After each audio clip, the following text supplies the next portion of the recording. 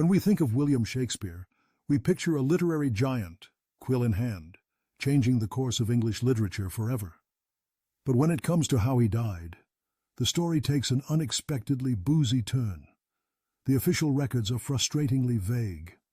Shakespeare died on April 23, 1616, possibly even on his 52nd birthday, and the parish register simply states that he was buried 2 days later.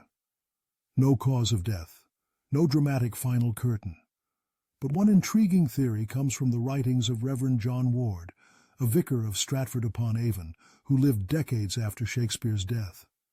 Ward wrote in his diary that Shakespeare drank too hard during a merry gathering with fellow playwrights Ben Jonson and Michael Drayton, and died of a fever shortly after.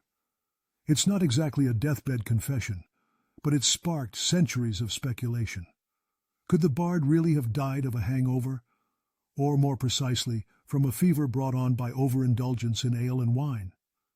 In the early 17th century, drinking was part of daily life, and public health wasn't exactly top-notch.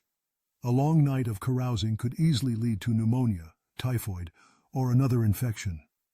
It's not a stretch to imagine that a man in his 50s, already possibly suffering from underlying health issues, might not recover from a night on the town. Others suggest he may have been suffering from syphilis, typhus, or even cancer. But the death by party theory remains the most human and oddly charming of them all. After all, if Shakespeare did shuffle off this mortal coil after a night of laughter, stories, and strong drink with fellow writers, perhaps it's fitting.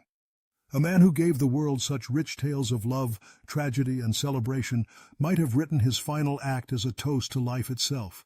Whatever the truth, we're left with a great story, and maybe a small lesson. Pace yourself at the pub, lest your biography end up in the death by hangover section of history.